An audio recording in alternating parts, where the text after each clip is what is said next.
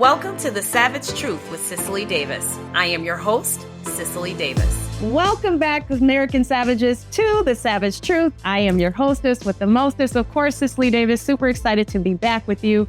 There is so much going on, but I just thought today we'd take a little time to just slow it down. And just so you know, I have friends, okay? And I brought one with me today that you get to meet and hear from. I'm super excited to be with you. Hope your holiday season is going well. For those of you who are new to the channel, welcome. Super excited to have you. Come on back next time. Bring somebody with you. Tell them all about it. For the ride or dies, the faithfuls, those of you who have been with me since the beginning, I could not, would not, and not even interested in doing this without you. Whether you're new or returning, I have an ask, and it's always the same, to please like, share, subscribe, and leave a positive review on Apple Podcasts, Spotify, and YouTube. Now, as I mentioned, there is so much going on.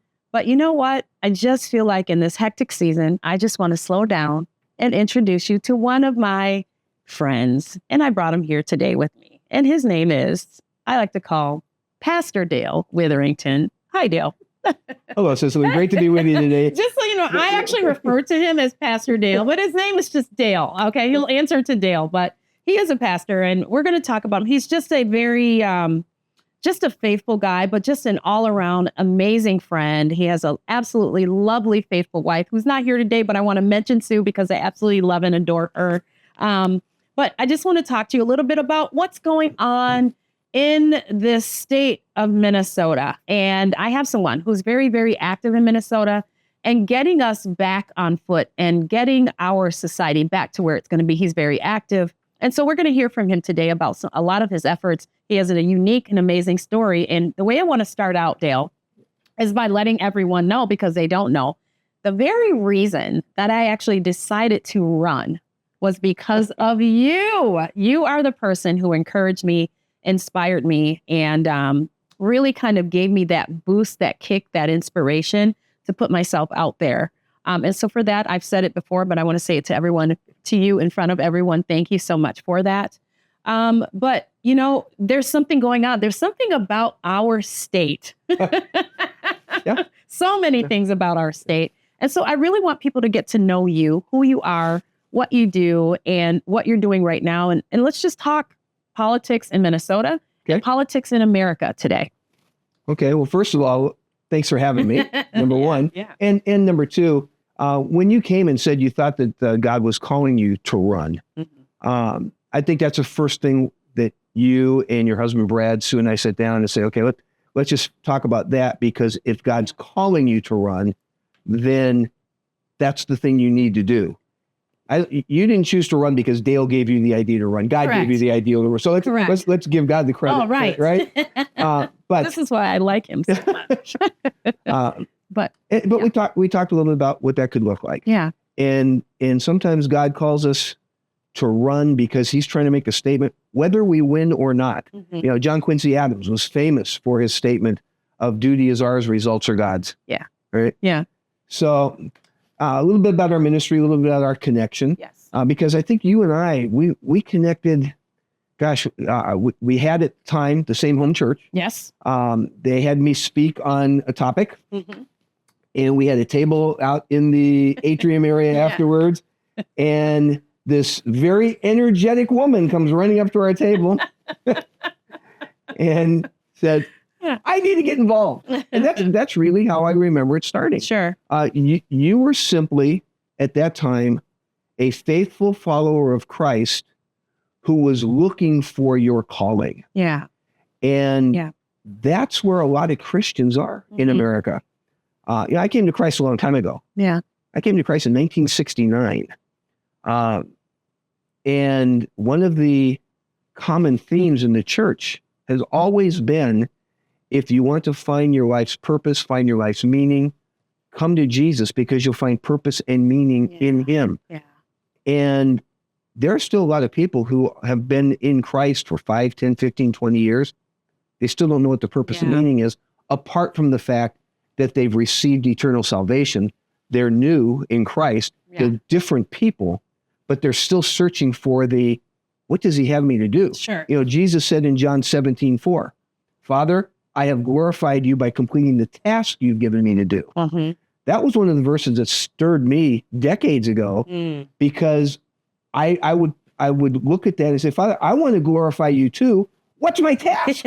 What am I supposed to do? Yeah. And over the course of my lifetime, yes, I've pastored a lot of years. Yeah. I've been in business, still have a business, work in all kinds of fields because Jesus told us to make disciples of the nations. Yeah.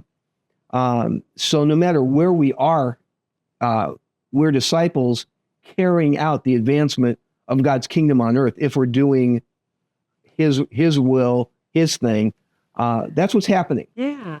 So along the way, back in 2012, I was just surfing the net and I came across a ministry that puts chaplains in state capitals. And I thought, that sounds like a fascinating ministry. I didn't know anybody did anything like that. Sure. We send missionaries to all kinds of places in the world, Papua New Guinea to wherever.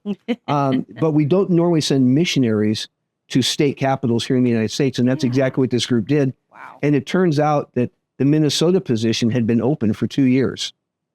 And all I thought was, that sounds like that could be cool. Yeah. This was not a Dale seeking God. This was not a deep spiritual moment. This was simply, that sounds cool. Yeah. So I wrote a snail mail letter to the organization saying, I'm intrigued. Tell me about this group. Yeah. Tell me about what you want in Minnesota. Long story short, I didn't hear from them for 6 months because they were physically moving their offices. Okay. And my letter had been sealed up in a box by their administrative assistant, who then moved to a different state. So they just got to my box. Okay. 6 months later and gave me a call. And that's what got me started to be a non-political, nonpartisan chaplain here at the state capitol of Minnesota. Sure. And you've heard me before. I joke about the fact that the non-political, nonpartisan thing lasted about 27 seconds. Sure. Because Jesus is not a Republican or a Democrat. He's not. We got to tell people that. No, Jesus is not Republican. He's not Democrat. Jesus is king. Yes. Okay. There you go. And our founders said, we serve no king but Jesus. But Jesus. And they created a constitutional republic based on the Bible that is under the kingship of Jesus. That's how we were founded. Thank you. And I just got a lot of people upset, but I got a lot of people cheering as well. That's right. I'm cheering. You can reach out to me at restoremn.org. I'm glad to have that conversation with you. There you okay. go. Glad to have the conversation. We'll get you on our podcast and get you in our classes. There you go. But the thing that I discovered that really struck me was that our government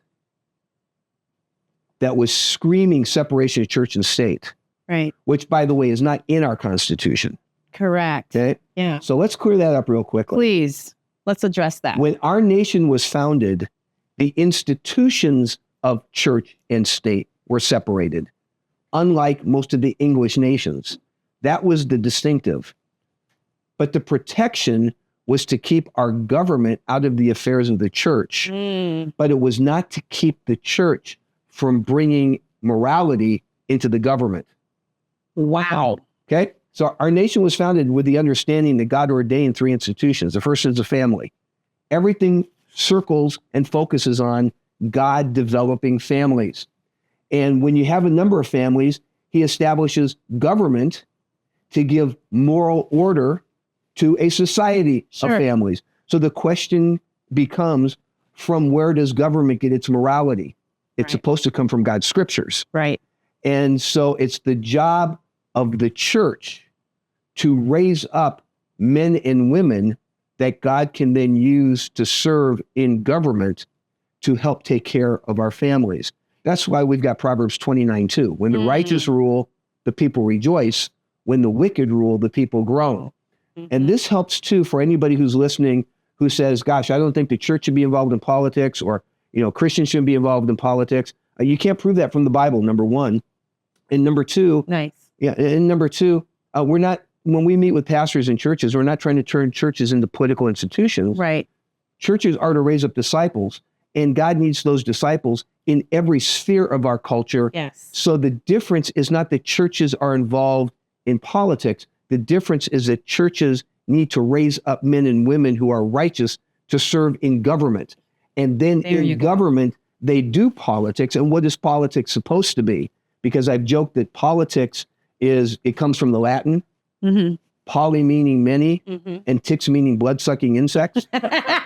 I've had, and I've shared that when I've had political leaders with me. You are so fun to have on the show. I've had political leaders with me, and particularly former state governor, the late and great Al Quie. Great man, godly man. Sure. I said this before. Never say that at the lectern when he's going to follow you, because he got up at Witherington. Politics is the art of governing well. And so, yes.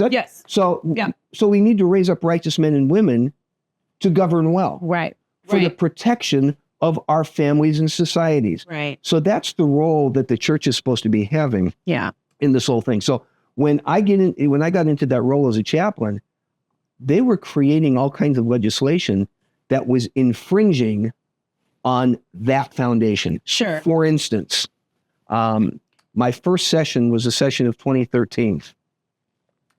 And they look, here in Minnesota, we run on a biennium. So every 2 years, we change our legislature out. Certain stay, certain seats are up. And they will look at anywhere from about 4,000 to 7,000 bits of legislation in a 2-year period of time to determine which ones actually make it to the floor to become law, right? Well, 3 that became law in 2013 that got my attention, that raised flags. The first and most foremost was the year that Minnesota redefined marriage and legalized same-sex marriage. Yes. Now, I want to be really clear, because there are going to be people, your antennas just went up. You're waiting for the far right white supremacist guy to look. Yeah. Jesus loves everybody. Yes. God sent Jesus to die for all of us, because all of us are sinners according to the scriptures. Until we become under the blood of Christ, then we're no longer primarily sinners. We're God's children. We still sin, but that's not our nature any longer. God's call is for one man and one woman, when they get married, to do that for life. Now, that doesn't always work out that way. I'm the product of a family where my last name comes from my third dad. My mother's parents and my dad's messed up marriages. The whole in-law thing was a thing. Yeah. So my third name is because my dad adopted my sister and me, so we wouldn't have 3 different last names in our family. Sure. Okay. So I'm not attacking anybody. I want to be real clear about that. Thank you for that. That clarity. I think it's important. It's important because the issue simply is that we've too often we have taken personally attacks on issues. Sure. The issue here is what defines marriage. Sure. And according to God, it's a man and a woman. That defines marriage. Well, the state, the government interfered with the role of the church. That's my point. Sure. Infringed, and they did that with same-sex marriage. They do it with taxes. Sure. That year, they passed the largest tax increase in the history of the nation. Not nation, the history of the state, up until 2023, when they really messed things up in 2023. We can get to that later. And then they wanted to unionize in-home private childcare. Okay? And whether you're pro-union, anti-union, it doesn't matter. Right. There are places where people deserve the right to be entrepreneurs and not to have this kind of government or institutional oversight. Right. Especially since so many unions, in my opinion, have proven themselves to be tools of socialism. Correct. Okay? So there's a place for proper unions. There's also a place to understand that certain unions are very socialistic, and that is actually anti the American Constitution. Sure. So those 3 got my attention, and all of a sudden I'm realizing I can't be non-political, nonpartisan anymore if I'm going to be biblical. Okay. Biblical truth trumps any position whatsoever. And so Republican, Democrat, doesn't matter. It's what is the biblical foundation? Our founding fathers, John Adams, said, our nation was founded for a holy and religious people. Our Constitution is not fit to serve any other. and the holy and moral religious people were based on the same thing he said. Our nation was founded on the general principles of Christianity. Okay. Yeah. Now they're general principles. Sure. So our general principles were being violated. Sure. So those got my attention. And then a few weeks later, after that session ended, another one that got my attention was a bill in 2014 that was the Minnesota Safe and Supported School Act. And it got to be known as the Anti-Bullying Bill. Anti-Bully Act. Yeah. So there was a lot of discussion about anti-bullying going on in 2013, going into 2014, with the stigma that was trying to be placed upon anybody who was an opponent of the bill. And that was, if you're an opponent of the anti-bullying bill, you must be for bullying. Sure. Which was a lie straight from the pit of hell. That was not that real agenda. That wasn't it. We looked at that bill, and folks, I'm half Greek and I'm half Jewish. Yeah. I took that text apart like a biblical text. I took that law. I read that law 12 times. Yep. I took the grammar apart. Sure. And I went to one of our senators and simply said, I want to know what's in this law that is going to prevent teachers in Minnesota from getting sexually involved with their students and calling it after school hands-on tutoring. There's the real agenda for that. Gotcha. Right? Yep. And his response was, Yep. I don't know that there's no protection there. Sure. Now, there's other protections in Minnesota's laws, but this one we said, this is going to open up a Pandora's box. Now, go back with me to 2013.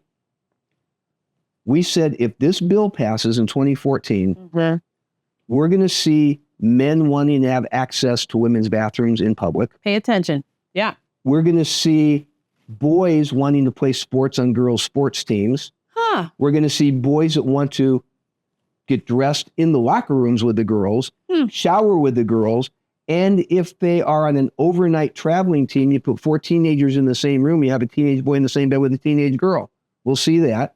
We'll see something that will be called the transgender movement. And we will see pedophiles wanting the same civil rights status as the rest of the LGBT community. The further we got away from St. Paul, the more we were told that could never happen here. Did you see any tampons in the boys' bathroom at all? I mean, this sounds like, seriously. Not then. No, because back then it was, this could never happen here. Yeah. We're too conservative. Sure. If those fools in St. Paul want this, and my response is simply, if they do it in St. Paul, it's going to be an unfunded mandate throughout the state. And they would say, Witherington, you are crazy. And I'd hold up the bill and I would say, I know I'm crazy, but that doesn't change the content of the bill. Right. Well, that bill passed in 2014. Okay.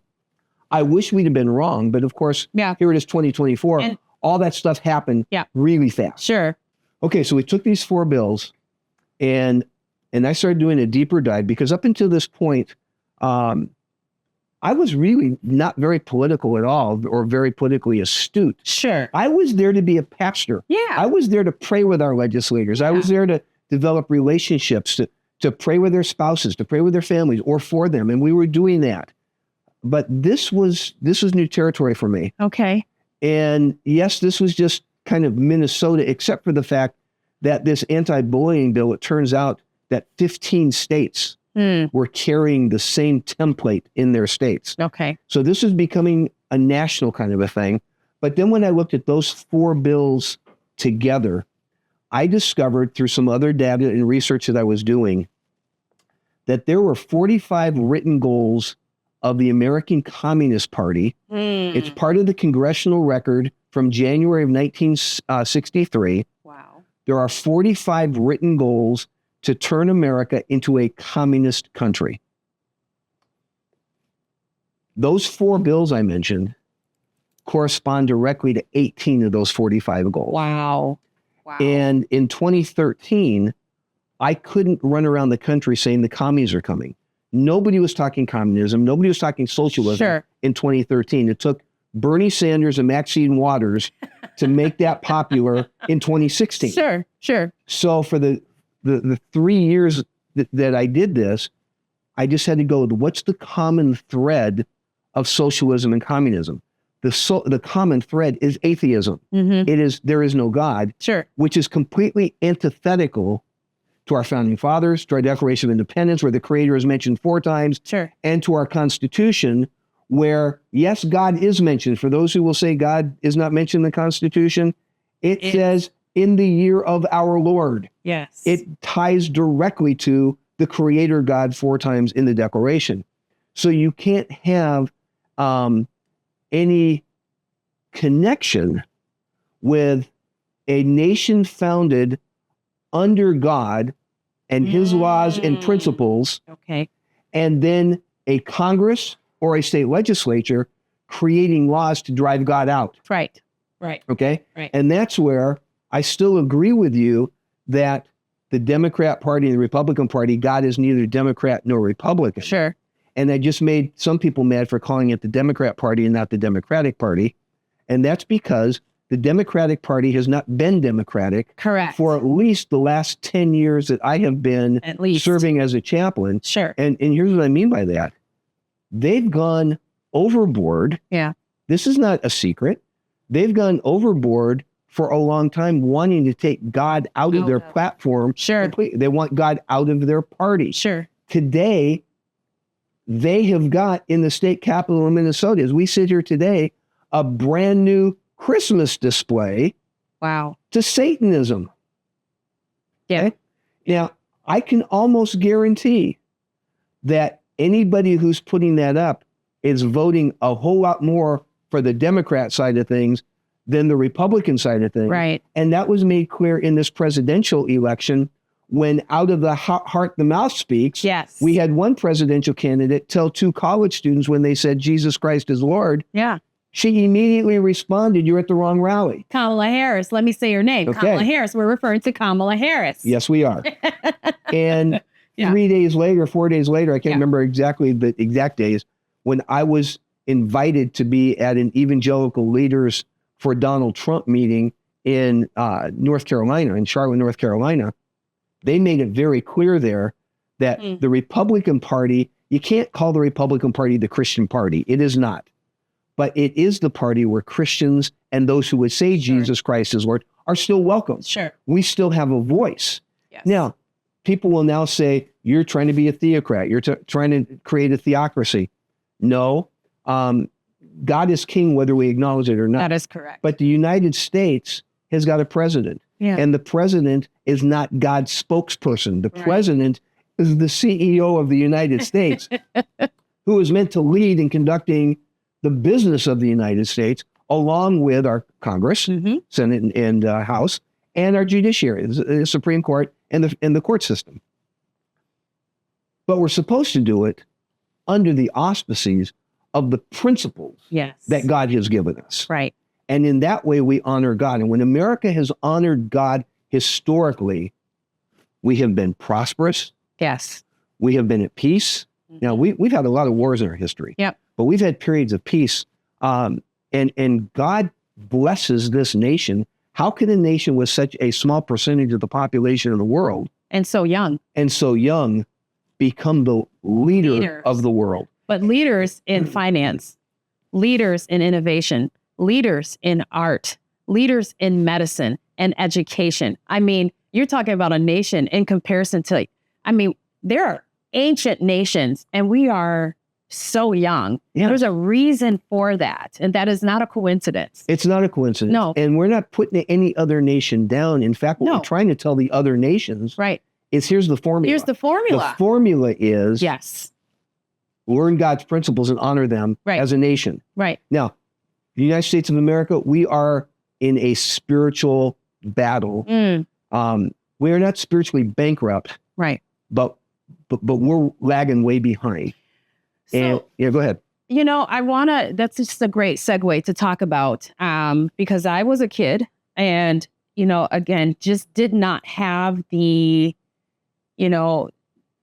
I just simply wasn't paying attention or didn't have the appreciation as a child to recognize the very unique situation of 1984 when our electoral map showed 49 out of 50 states voting red in the same exact way.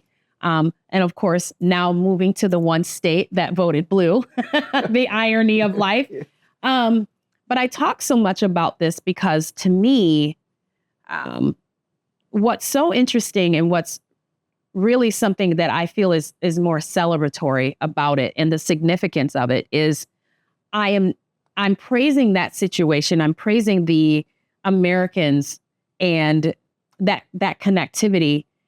It isn't so much a yay Republicans. No. It's more about how Americans fundamentally all thought the same. So even if we had differences in how we approach, like you said, taxes or our thoughts on world peace or whatever issue, when it came down to our fundamentals, the American people in 1984 all voted and thought and moved and voted the same way at the ballot box. Let's talk about that a little bit in relation to this November 5th that just passed. Yeah, let's talk about that. That's a great segue because you moved here. I moved here. Yes. From California, but New York. We're from the two worst states. No, but I grew up in California under Ronald Reagan's leadership. Sure. California was solid red. Solid red. I grew up, and so moving to Minnesota. And again, I wasn't political. I came here to go to college to play football and baseball, and to go to seminary to become a pastor. Okay. I wasn't thinking politics at all. Sure. But let's take a look at 1984 because yes, there were fundamental principles, fundamental beliefs that regardless of which side of the aisle you were on, you could sit down with somebody on the other side of the aisle, and you could say we both are looking to accomplish pretty much the same thing. Yes. The issue is, what are we going to do and how are we going to do it to get there? Yeah. And that's where the difference in policies came about. And that's where one side might have had a more a fiscal conservatism. Sure. And the other would say, no, we need to raise more money to go spend it. Sure. Or one would have one position. The positions didn't matter as much as the civil conversation. Okay. So I'm specifically, Dale, talking about those things. I'm right there with you. Well, law and order, education for your children, right? The right to serve the God that you serve, right? Those kind of things. Being people of faith. Being a people of faith and service. And yes, fundamentally Americans thought the same way. Pretty much. Yeah. Very much so. And you make the point about November 5th. Let's just go back to 2023 and 2024. Yeah. Because here again in Minnesota, now Minnesota is called the revival state. Sure. There are things that's supposed to happen here that's supposed to impact the world. So why wouldn't the spiritual enemy of our souls be fighting harder to hang on to this state? So it's not like we don't know how dumb he is. Yeah. So it's just how we take him on in spiritual warfare. But it played out in the Democrat trifecta. Sure. When most people don't know that Minnesotans from 2023 to 2024 lost our First Amendment religious liberty rights. And talk to them about that. And we had a huge battle this last legislative session to get them restored. And we don't have time to go into details how it happened. But here, to the point of having common values, we had leaders of the Islamic world here in Minnesota, and we have a lot of practicing Muslims in Minnesota. We had leaders from the Jewish world.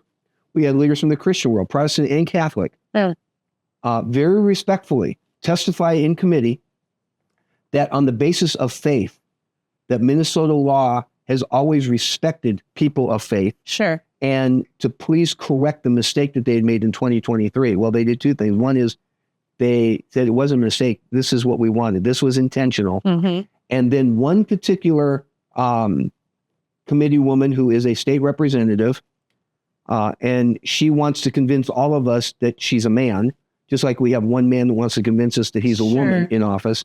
Sure. She called all Muslims, all Jews, and all Christians.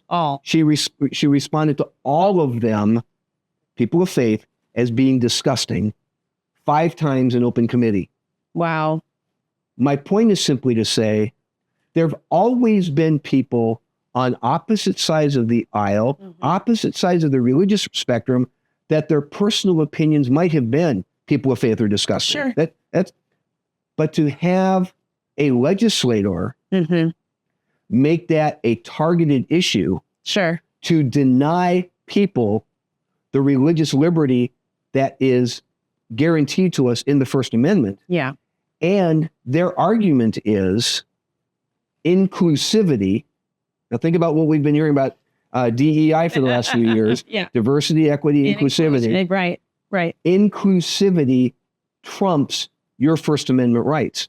Okay, show me that in our Constitution. Right. Where is that? And my point simply is to say that wasn't just going to be a Minnesota agenda.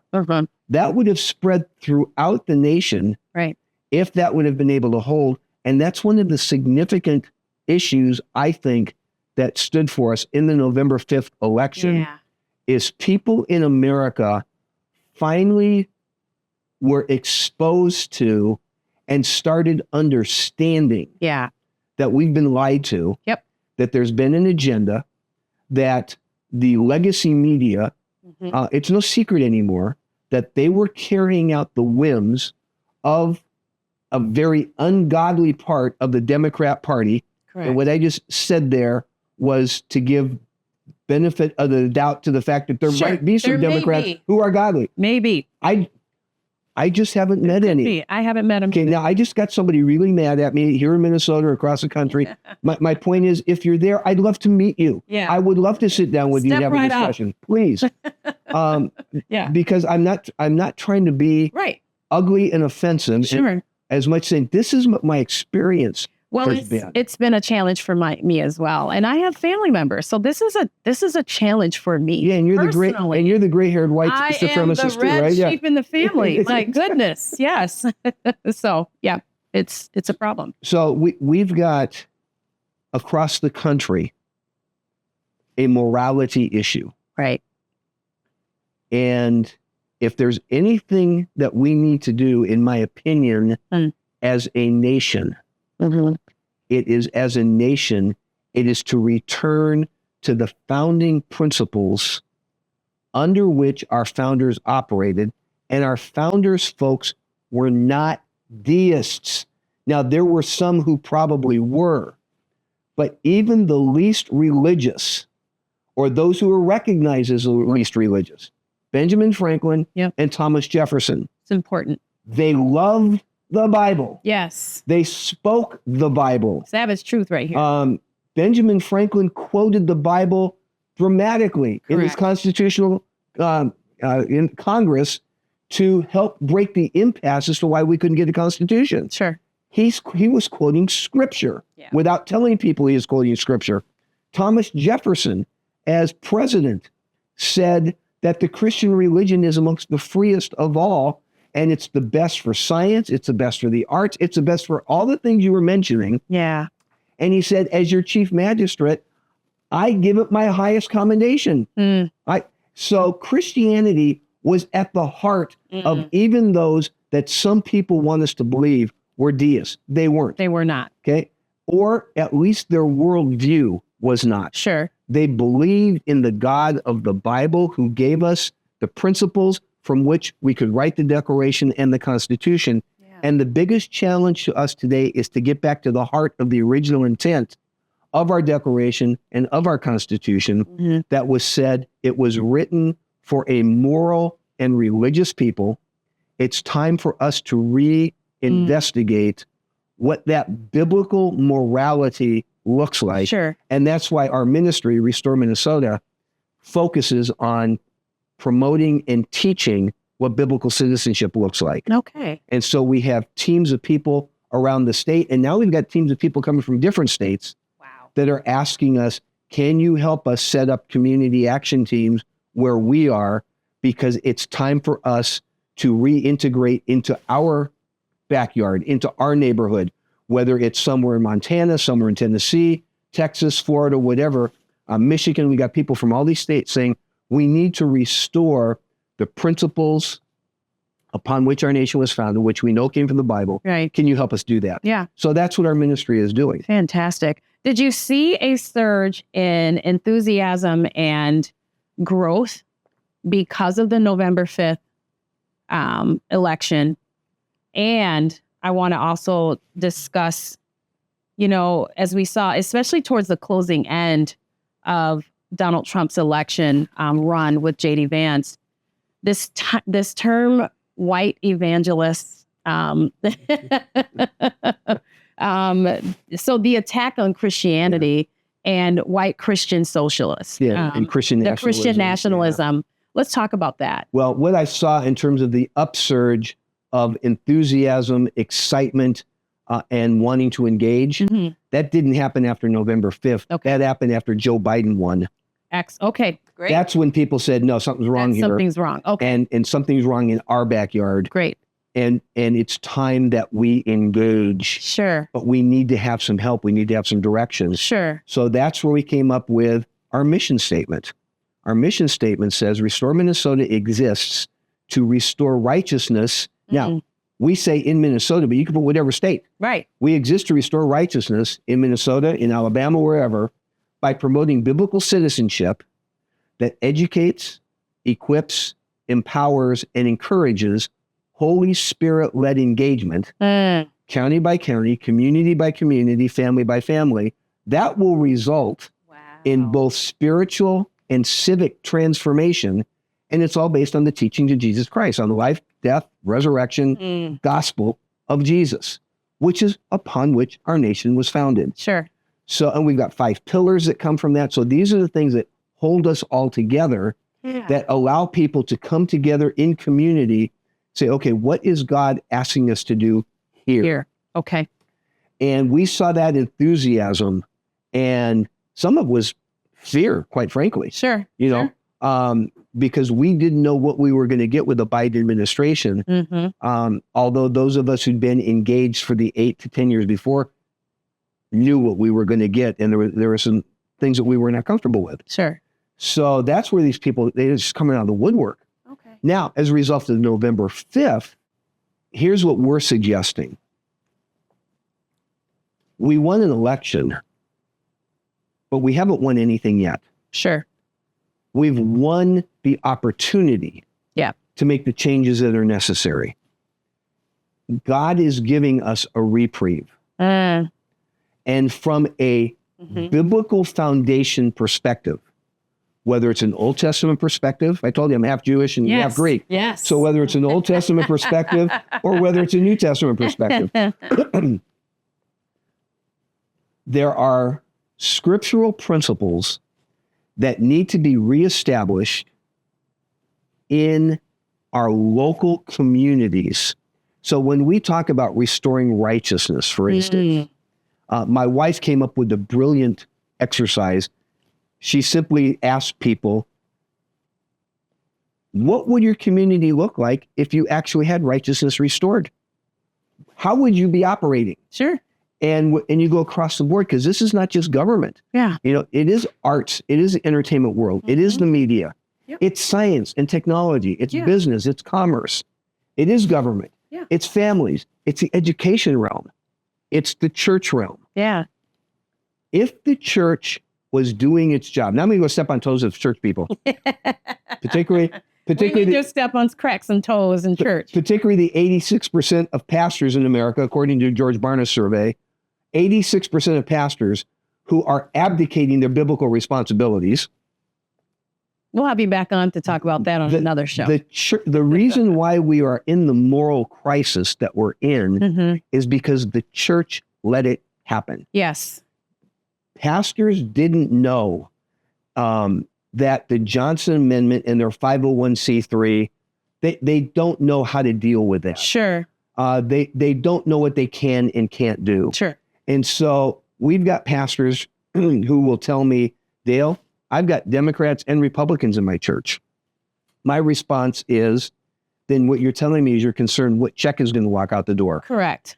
Because we have lost our belief that God is our provider. We think the board is our provider. Sure. And we have more fear of the board than we have fear of the Lord. Correct. Okay. Correct. And that's a problem. So if we can help pastors and church leaders understand really what their role is in presenting the whole gospel. Sure. And the whole gospel is not about just getting people saved. That's where the gospel starts. Sure. That's the launching point. Okay. If Jesus came so that people could go to heaven when they die, if that was the gospel, as a lot of folks think that that's the gospel. Yes. Okay. Then what we should do is help secure people in their decision to follow Jesus. And then let's help them die right away. Sure. So they can go to heaven and they can avoid all this crap on earth. Right. Yeah, they can avoid a lot of crap on earth. But that's not what the call of the gospel is. The call of the gospel is to become citizens of heaven who are called to be ambassadors to earth, Right. and to bring kingdom principles into our world. Kingdom principles. Right. Okay. So that's the job of the church. And I've told a lot of folks in our group, so look, if the church is doing its job in your backyard, we're not needed. Right. Unfortunately, this ministry is needed. And the reason I know it's needed is, as you know, there's a very specific story as to how we came to be. And it wasn't because this was Dale's great idea. Right. There's no way Dale could have thought of this beyond, working with our legislators. There's no way that I could have come up with the idea of what God wants to do with community action teams. This is a God thing. Yeah. And that's why I call myself the chief steward and not the chief executive. Right. Because it's God's ministry. We're just trying to steward his ministry. And he called us to do it. So, wow. So since the November 5th election, we got a couple things. One is we have to double down on what our messaging is. We need to look harder into each of our communities at where we can make changes. We just flipped 2 school boards here in the state of Minnesota, which is a huge deal. That is a big deal. To get biblically principled people on school boards to protect our kids is huge. It's huge. Sure. And it's not because we had an intention of let's go get school boards. It's as people were finding out their purpose and calling, some of them said, I think God's calling me to run for school board. Yeah. And they'd run and win. Or for city council, county commissioners, mayors, state representatives. This was not, I didn't understand this when we started. Yeah. But this is part of what's been happening, as well as filling in and supporting other ministries. Like there are a couple ministries you're aware of in Minnesota that work with primarily women who've been rescued from human trafficking. Yeah. Well, we've got folks that want to work with those ministries to help those women. There's nothing political about that. That's just Jesus. Right. That's just bringing the love of Jesus to these women. Right. There's all kinds of things that can be done if Christians were given vehicles to go engage outside of the 4 walls of their church. And that's not to say they shouldn't engage within the 4 walls. Some people are called to do that. Yeah. But for those who aren't, there's a lot that we can be doing. So we need to double down on how do we do a better job of where we're already at, and how do we start making headway into the areas we've been called. We're just not making enough headway there yet. Yeah. So how do we do that better? So we're calling that recalibrate. We have to recalibrate while we're doubling down. And now I will be political because we do have a 501c4 to go with our C3. Yeah. And I am putting our current governor in Minnesota on notice. We are going to make a very concerted effort to list the qualities that we want in an effective governor for the state of Minnesota, and not just an effective governor, but a new one. Because Minnesota, like many of our states, Minnesota needs a new governor. We found out during this presidential campaign what we really had nationally. But for those of us who lived through 2020 and 2021, we experienced I'm going to give a benefit of the doubt here, a good-hearted man who was completely ineffective with providing the type of leadership that was necessary in a crisis and in running our economy. The Minnesota governor, out of 50 governors, has been identified as ranking 50th. He is the worst, dead last in handling an economy. Sure. In these last 2 years, because of our governor and our trifecta, this state has burned through an $18 billion surplus. Billion with a B. Yeah. A surplus of funds that belongs to the taxpayers of Minnesota. Yeah. And we were promised to get a certain amount of that back. Sure. We didn't ask for all of it back because some of it needed to be in reserve to run the government. What our government did instead, because of the Democrat, Socialist, Communist trifecta that's being run by a caucus of state and state representatives and senators who call themselves the queer caucus. Sure. They are the ones driving a lot of the agenda here. They not only spent the $18 billion surplus, they've raised the budget to the point that we're going into these next 2 years with a projected $5.6 billion shortfall. And so they've raised our taxes by 10% because the people who have left the state are business owners Yes. who've taken $550 million that we know of revenue, annual revenue.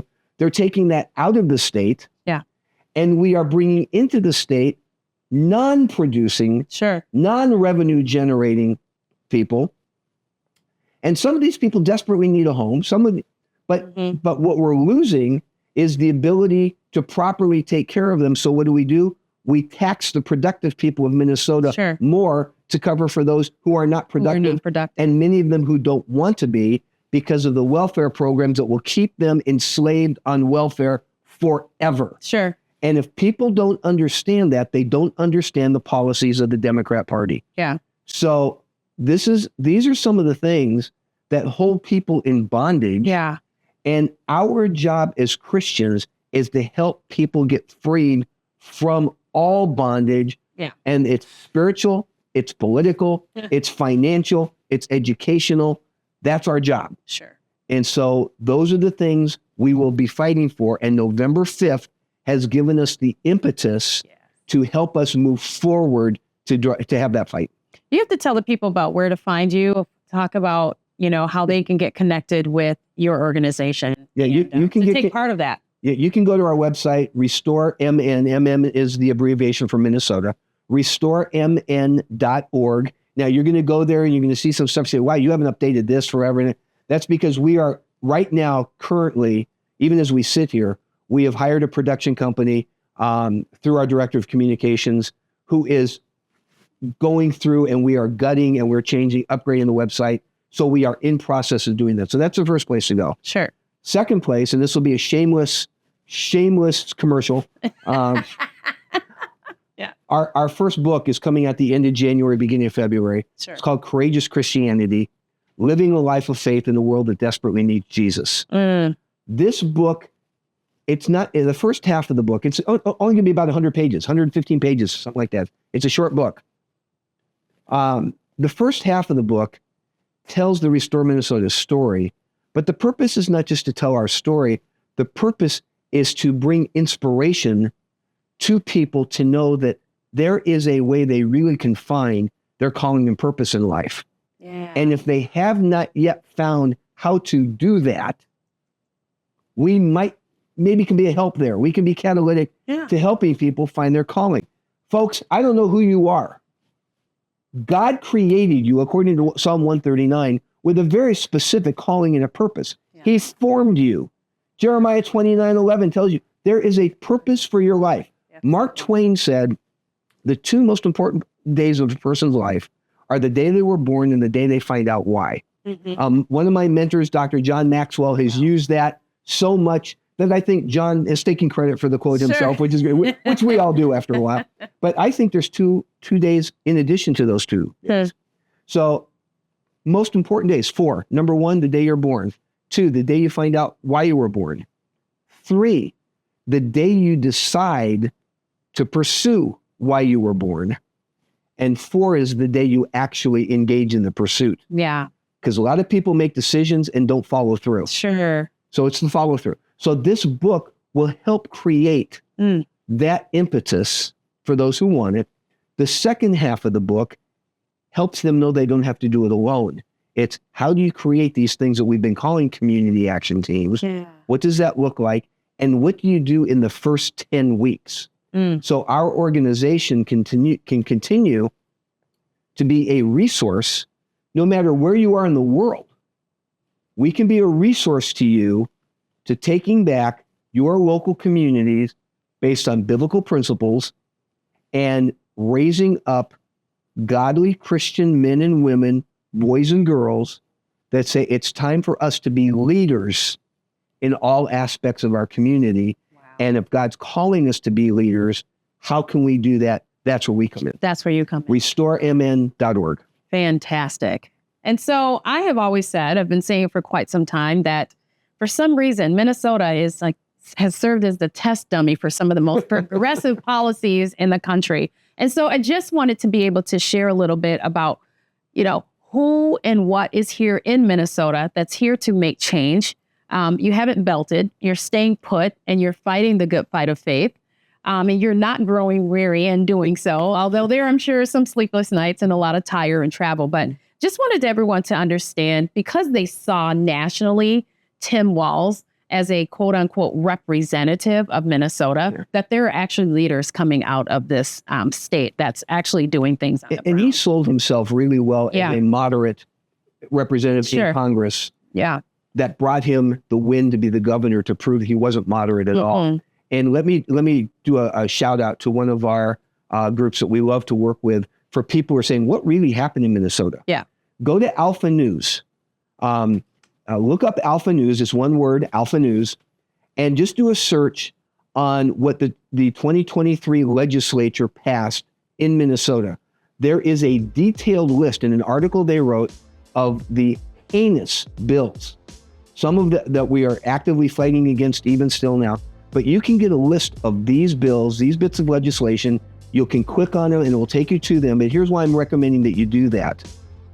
This is the agenda of the Democrat Party nationwide. It's coming to a precinct, a BPOU, an area near you, if you don't stay alert, awake, and engage. So this will be a way where you can get a jump on it, take a look at it, and help fight with us. Fantastic. All right, everyone. Thank you so much, Dale. Thank you so much. It's always a pleasure. I always learn so much. Thank you so much, Savages, for joining us. You got some Savage truth today. Remember to like, subscribe, and share on Apple Podcasts, Spotify, and YouTube. And remember, as always, be bold, be strong, be faithful, be true. Till next time, I'm Cicely. The Savage Truth with Cicely Davis is a production of Front Page Magazine and the David Horowitz Freedom Center. Reproduction of this podcast without express written consent is prohibited.